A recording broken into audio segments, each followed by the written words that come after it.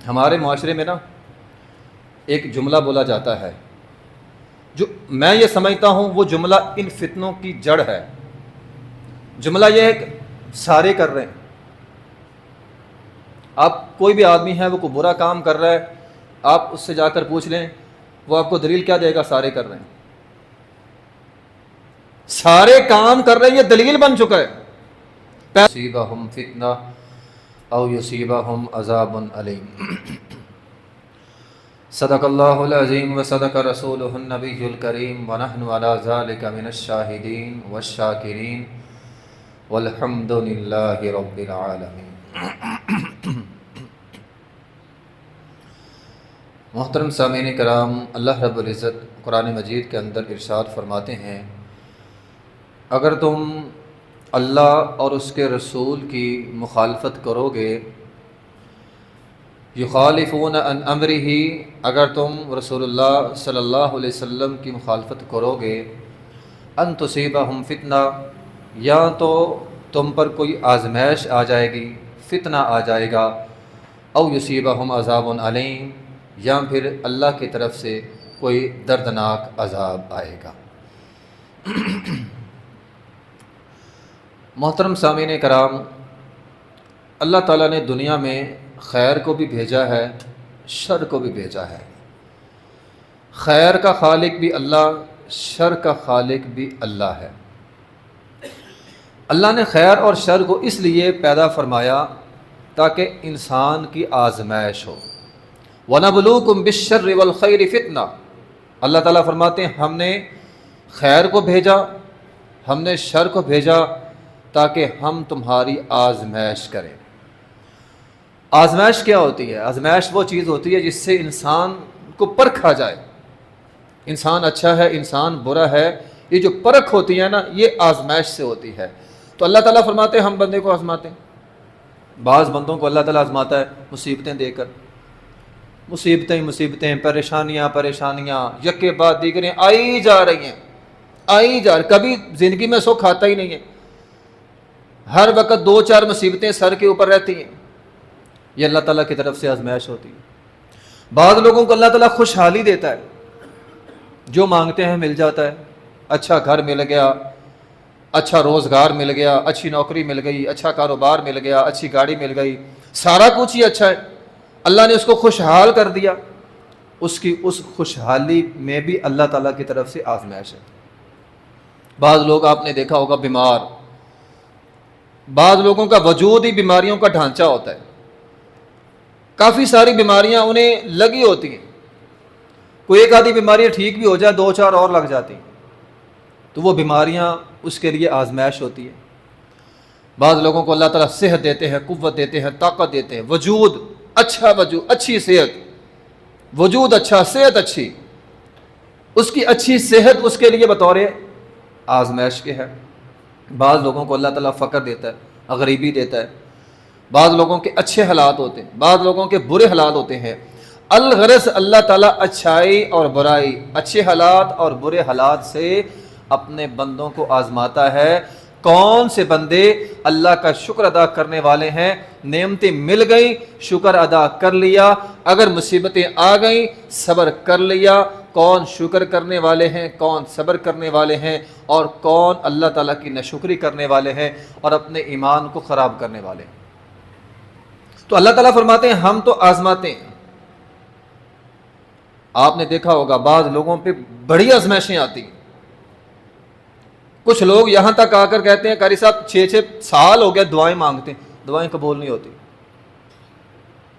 لمبی آزمائشیں ہوتی ہیں، روزگار نہیں مل رہا، کاروبار ہے ہی نہیں،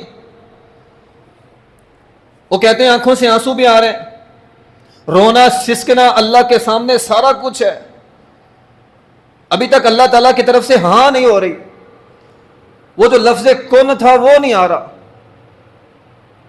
کبھی کبھار تو ذہن میں یہ بھی خیال آتا ہے شاید فرشتے کہتے ہوں گے اللہ بندہ رو ہی جا رہا ہے، 6 سال ہو گئے، دے دے، لیکن شاید اللہ آگے سے جواب یہ دیتا ہوگا انی اعلم ما لا تعلمون، اور فرشتوں تم نہیں جانتے جو میں جانتا ہوں، یہ میرا بندہ ہے اور اس کی ماں نے تو اس کو جنا ہے، میں اس کا خالق ہوں۔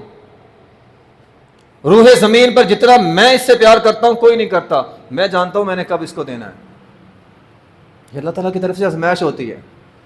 اگر سال ہاں سال سے آپ کی مصیبتیں پریشانیاں حل نہیں ہو رہی، اللہ آپ کے رونے کو بھی جانتا ہے، اللہ آپ کے گڑ گڑانے کو بھی جانتا ہے، اللہ آپ کی دعاؤں کو بھی جانتا ہے، اللہ آپ کی التجاؤں کو بھی جانتا ہے. آپ تہجد کے وقت جب سر سجدے میں رکھ کے مانگتے ہیں، اللہ اس کو بھی جانتا ہے. آپ جب سو رہے ہوتے ہیں، اللہ آپ کے سونے کو بھی جانتا ہے، اللہ آپ کے جاگنے کو بھی جانتا ہے، اللہ آپ کی محنت کو بھی جانتا ہے. لیکن بطور آزمائش وہ نہیں دے رہا. بعض لوگوں پہ خوشحالیاں ہی خوشحالیاں ہوتی ہیں، تنگیاں آتی نہیں، بہت کم آتی ہیں. وہ خوشحالی ان کے لیے آزمائش بنی ہوتی ہے. تو اللہ سب جانتا ہے. اللہ بندے کو آزما رہا ہوتا ہے، بندے پر آزمائش ہوتی ہے. اور یہ آزمائشیں بعض اوقات، بلکہ میں کہوں گا اکثر اوقات، نیک لوگوں پر زیادہ آتی ہیں. نمازی بندے پر، تہجد گزار، اشراق پڑھنے والا، صدقہ و خیرات کرنے والا آزمائشوں کا زیادہ شکار ہو جاتا ہے. اور بعض اوقات آپ لوگوں نے بھی یہ منظر دیکھا ہوگا، نیک آدمی، تہجد گزار، نمازی آدمی، ایک آزمائش آتی ہے، ساری نیکیاں برباد ہو جاتی ہیں. کی کتائی ساری محنت پر پانی پھیر لیتا، ایک فتنے کا شکار ہوتا ہے بندہ. قرآن نے اس کا نقشہ کھینچا ہے. اللہ تعالیٰ فرماتے ہیں الذین ضل سعیہم فی الحیات الدنیا، دنیا کی ساری محنت ضائع ہو گئی، ایک آزمائش آئی. بندہ صبر نہیں کر پاتا. اللہ تعالیٰ کی طرف سے آزمائش ہوتی ہے، ساری عمل خوشحالی رہتی ہے، کوئی ایک آدھی پکڑ آ جاتی ہے، بندہ صبر ہی نہیں کر پاتا، نہ شکرہ ہو جاتا ہے. الذین ضل سعیہم فی الحیات الدنیا، دنیا کی ساری محنت ضائع. یہ ہے فتنہ، اس کو کہتے ہیں فتنہ. ایک فتنہ بعض اوقات بندہ اس کا شکار ہو جائے، بعض اوقات انسان کی ساری زندگی کی محنت ضائع ہو جاتی ہے. اور اللہ قرآن میں فرماتے وَهُمْ يَحْسَبُونَ أَنَّهُمْ يُحْسِنُونَ صُنْعًا. یہ فتنہ ہے کہ بندہ سمجھتا میں تو اچھے کام کر رہا ہوں، لیکن وہ اچھے کام نہیں ہوتے، وہ برے کام ہوتے. وہ یہ سمجھتا ہے میں بڑے خیر کے کام، وہ خیر نہیں ہوتی. مثال کے طور پر بدعت ہو سکتی ہے. اب بدعت بھی تو لوگ اچھا سمجھ کے کرتے ہیں نا، لیکن وہ اچھائی نہیں ہوتی، وہ خیر نہیں ہوتی، وہ دین سے دوری ہوتی ہے، اور اس کی وجہ سے ساری نیکیاں جو ہیں وہ ضائع ہو رہی ہیں.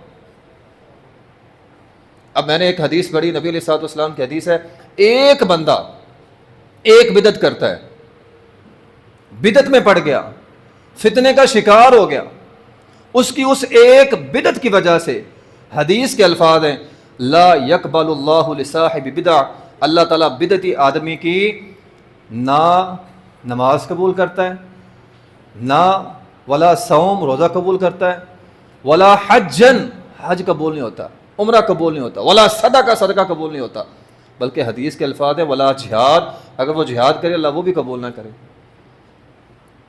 اب قرآن کی آیت سچی ہوئی کہ نہیں ہوئی؟ الذین ضل سعیہم فی الحیات الدنیا، دنیا کی ساری محنت ضائع ہو جاتی ہے بعض اوقات ایک فتنے کی وجہ سے.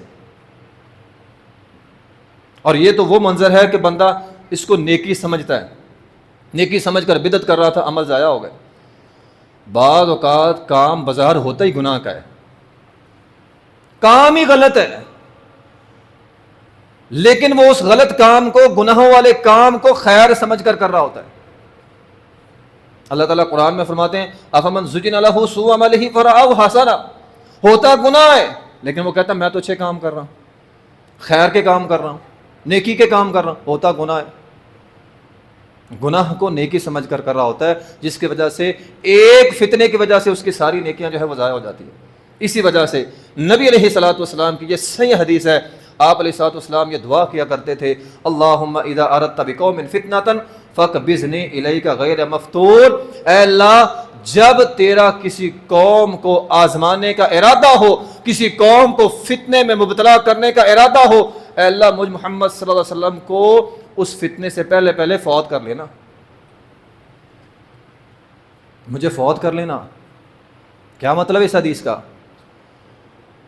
اور بھائی موت اتنا نقصان بندے کا نہیں کرتی جتنا فتنہ کر دیتا ہے. کہ یہ گویا نبی علیہ الصلوۃ والسلام ہمیں دعا سکھا رہے، بیمار ہیں، صحت نہیں مل رہی، کوئی بات نہیں، خیر ہے، بیماری میں موت آ جائے گی نا، کوئی بات نہیں، خیر ہے، فتنے کا شکار نہ ہونا. غلط راستے پر نہ چلنا، بیماری میں موت کو قبول کر لینا، غلط راستے کا انتخاب نہ کرنا، فتنوں کا شکار نہ ہونا، حرام کا انتخاب نہ کرنا، یہ مطلب ہے اس حدیث کا۔ پریشانیاں آ جائیں، مصیبتیں آ جائیں، ختم نہیں ہو رہی، حرام ذرائع استعمال نہیں کرنے، صبر کرنا ہے۔ اسی حالت میں موت بھی آ گئی، کوئی بات نہیں، خیر ہے، اپنے آپ کو فتنے کے اندر مبتلا نہیں کرنا۔ تو یہ نبی علیہ الصلوۃ والسلام دعا کیا کرتے تھے۔ تو فتنے اکثر نیک لوگوں پہ آتے ہیں، پاک صاف لوگوں پہ۔ بندہ سمجھتا ہے میں تو یہ نیکی کر رہا ہوں۔ امام مالک رحمۃ اللہ علیہ کے پاس ایک بندہ آیا، اس نے آ کر سوال کیا، بعض اوقات ہم یہ سمجھتے ہیں کہ میں جو حدیث کے اندر نیکی آئے گی نا وہ ابھی کم ہے، تھوڑی ہے، میں تھوڑی سی زیادہ کر لوں۔ اس نے یہی سوال امام مالک رحمۃ اللہ علیہ سے پوچھا، کہا جی مثال کے طور پر نبی علیہ الصلوۃ والسلام نے حکم دیا ہے اتنی نیکی کر لو، میں تھوڑی سی زیادہ کر لوں تو؟ ایک بندہ کھڑا ہوتا ہے، وہ کہتا ہے میں ساری رات تہجد پڑھ لوں، حالانکہ 1/3 رات تہجد پڑھنی چاہیے۔ وہ کہتا ہے نہیں، میں گناہ گار زیادہ ہوں، میں ساری رات تہجد پڑھتا ہوں۔ اب وہ امام مالک رحمۃ اللہ علیہ سے سوال کر رہا ہے، اگر میں اپنی طرف سے اس طرح کا اضافہ کر لوں، ہے خیر کا کام، نیکی کا کام، برا کام نہیں ہے، تو پھر یہ کام ٹھیک ہے؟ اب وہ فتویٰ لے رہا ہے۔ امام مالک رحمۃ اللہ علیہ فرماتے ہیں انی اخشی ان تصیبکم الفتنہ وعذاب علیم، مجھے ڈر ہے تو فتنے کا شکار ہو جائے گا اور تجھ پر اللہ کا عذاب آ جائے گا۔ تو نیکی کی وجہ سے شیطان ہے نا دماغ میں بات ڈالتا ہے، جو حدیث کے اندر نیکی آئی ہے یہ کم ہے، تھوڑی سی اور بڑھا لو، تھوڑی سی بڑھاتا ہے۔ زور کی 4 رکھتے ہیں، 4 رکعتوں میں سورہ فاتحہ پڑھتے ہیں، قل واللہ پڑھتے ہیں، سبحان ربی الاعلیٰ، سبحان ربی العظیم، التحیات پڑھتے ہیں، اللہ تعالیٰ سے دعائیں التجائیں ہیں، ساری نماز بہت اچھی ہے۔ وہ کہتا ہے یار یہ 4 رکھتے ہیں، میں ایسا کرتا ہوں میں 5 رکعتیں پڑھ لیتا ہوں، اور پڑھنا تو سبحان اللہ، پڑھنا تو الحمدللہ، رکوع کرنا ہے، سجدہ کرنا ہے، غلط کام تھوڑی نہ کرنا ہے، تو میں 5 رکعتیں کر لیتا ہوں۔ تو یہ فتنہ ہے۔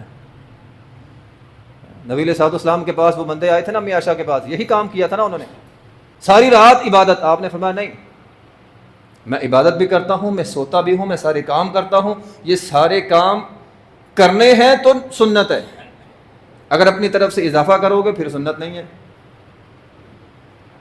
ہمارے معاشرے میں نا ایک جملہ بولا جاتا ہے، جو میں یہ سمجھتا ہوں وہ جملہ ان فتنوں کی جڑ ہے۔ جملہ یہ ہے کہ سارے کر رہے ہیں۔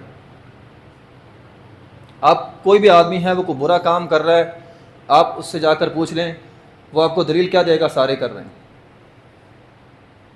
سارے کام کر رہے ہیں، یہ دلیل بن چکا ہے۔ پیدا ہمیں اللہ نے کیا، اللہ نے اپنے آخری پیغمبر کو بھیجا، اللہ کی بات نہیں مانی، آخری پیغمبر کی بات نہیں مانی، بات ہم مار رہے ہیں، سارے کر رہے ہیں۔ میں مثال دیتا ہوں، مثال کے طور پر ہم جتنے لوگ یہاں پہ بیٹھے ہیں، بطور مثال کے بات کرنے لگا ہوں، کون ہے ہم میں سے جس کو نہیں پتا نبی علیہ الصلوۃ والسلام کی داڑھی نہیں تھی؟ سب کو پتا ہے۔ کوئی ایسا بندہ ہے جو کہے نبی علیہ الصلوۃ والسلام مجھے نہیں پتا؟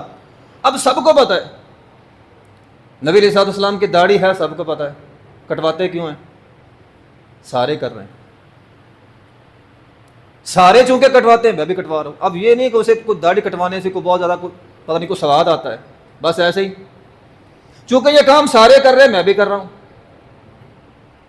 اس نے چھوڑ دیا اللہ کا حکم کیا تھا، اس نے چھوڑ دیا نبی علیہ الصلوۃ والسلام کی سنت کیا تھی، اس نے چھوڑ دیا نبی علیہ الصلوۃ والسلام کا طریقہ کیا تھا، وہ چل رہا ہے، سارے کر رہے ہیں۔ اب کل قیامت کا دن ہو، اب دیکھیں نا دوسری طرف یہ منظر کتنا خطرناک ترین بات ہے یہ، کہ آپ کو وہ چہرہ پسند نہیں ہے جس کا حکم نبی علیہ الصلوۃ والسلام نے دیا تھا۔ آپ کہتے ہیں مجھے فلاں لیڈر سے بڑا پیار ہے، لوگوں کو اپنے اپنے لیڈر سے پیار ہوتا ہے، وہ کہتے ہیں جو میرا لیڈر خصا پہنتا ہے نا میں نے وہ پہننا ہے، یہ پیار ہوتا ہے۔ کوئی لیڈر اگر سر پہ پگڑی باندھتا ہے، لوگ اس کی محبت میں سر پہ پگڑی باندھتے ہیں۔ کیا کائنات کا سب سے بڑا لیڈر نبی علیہ الصلوۃ والسلام نہیں ہے؟ اور اس کی محبت میں ہم مولوی سے مسئلہ پوچھتے ہیں، مولوی صاحب بتاؤ داڑھی سنت ہے فرض ہے؟ اور بھئی یہ پوچھنے والی بات ہے؟ اور نبی علیہ الصلوۃ والسلام نے رکھی ہے، رکھ لو، وہاں ہم مسئلے پوچھتے رہتے ہیں۔ تو یہ بطور مثال کے میں نے بات سمجھائی ہے، لوگوں کو پتہ ہوتا ہے یہ غلط کام ہے، یہ اچھا کام نہیں ہے، سنت یہ نہیں ہے پتہ ہوتا ہے، یہ نہیں ہے کہ لوگوں کو پتہ نہیں ہے. کام کیوں کر رہے ہیں؟ سارا زمانہ کر رہا ہے، لوگ کر رہے ہیں. کس کو نہیں پتا بے حیائی گناہ ہے؟ کس کو نہیں پتا؟ سب کو پتا ہے. سب کو پتا ہے میں ایک لڑکی کے ساتھ بات کر رہا ہوں یہ غلط ہے، سب کو پتا ہے. کر کیوں رہے ہیں؟ سارے کر رہے ہیں. آج کل نوجوانوں کا ٹرینڈ بن گیا، سارے کر رہے ہیں. یہ سارے کر رہے ہیں، اس کو لوگوں نے دلیل بنا لیا. آج کی عورت پردہ کیوں نہیں لیتی؟ سبھی نے نقاب اتارا ہوا ہے. چونکہ سب نے اتارا ہوا ہے میں نے بھی اتار دیا. اور حدیث کیا ہے؟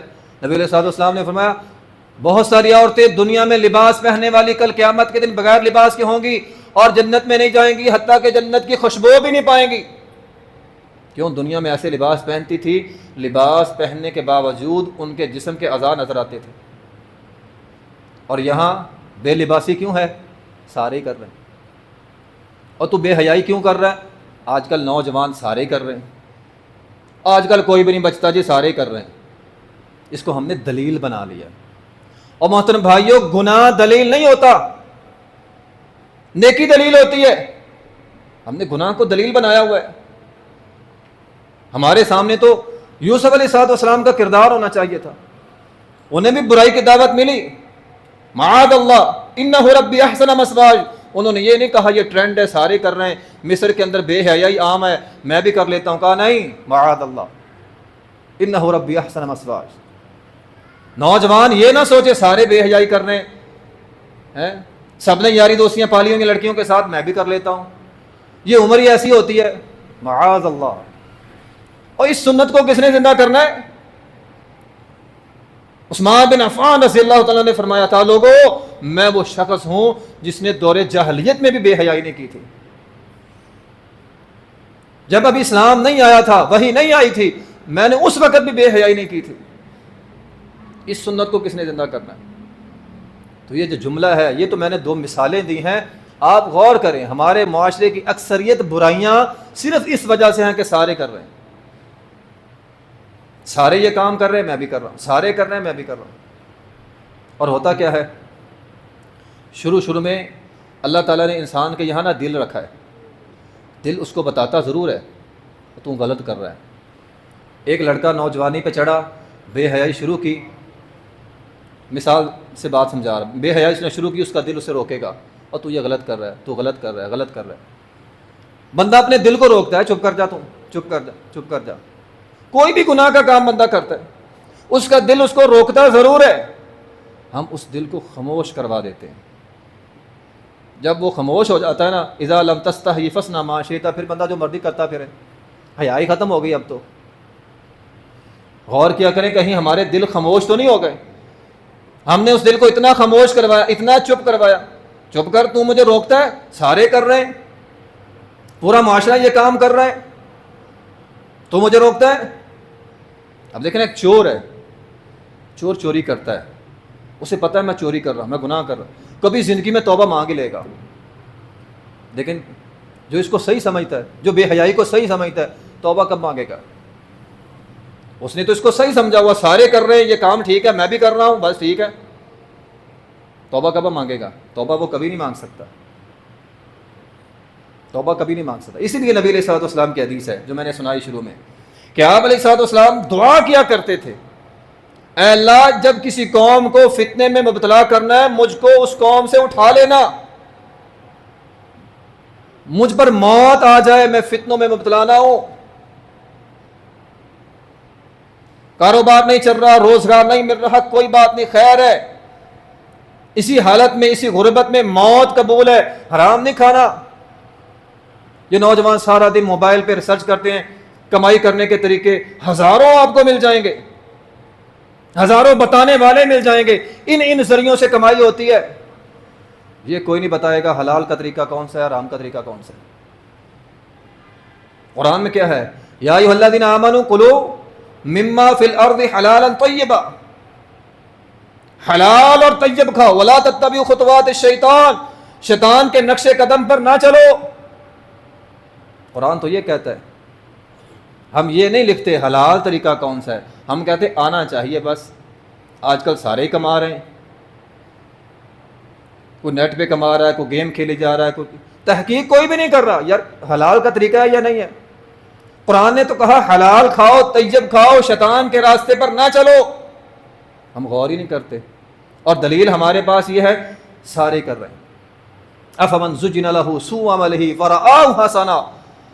قرآن کہتا ہے ان کے گناہ کو، ان کے دل چپ ہونے کی وجہ سے ہم نے گناہ کو مزین کر دیا. اب ان کو گناہ اچھا لگتا ہے، گناہ میں ان کو خیر لگتی ہے، گناہ میں ان کو بھلائی لگتی ہے، گناہ ان کے لیے مزین ہو گیا. نبی علیہ الصلوۃ والسلام 3 دفعہ آپ علیہ الصلوۃ والسلام نے جملہ بولا ہے، 3 دفعہ، ان السعید لمن جنب الفتن. خوش نصیب ہے وہ بندہ جو فتنوں سے بچا لیا گیا. پھر فرمایا خوش نصیب ہے وہ بندہ جو فتنوں سے بچا لیا گیا. خوش نصیب ہے وہ بندہ جو فتنوں سے بچا لیا گیا. وَلَمَنِ ابْتُلِيَ فَصَبَرَ فَوَاهًا. اب یہ حدیث کا اگلا ٹکڑا بڑا سمجھنے والا ہے. آپ علیہ الصلوۃ والسلام نے فرمایا جس پر فتنہ آ گیا اس نے صبر کر لیا، اس کے کیا ہی کہنے.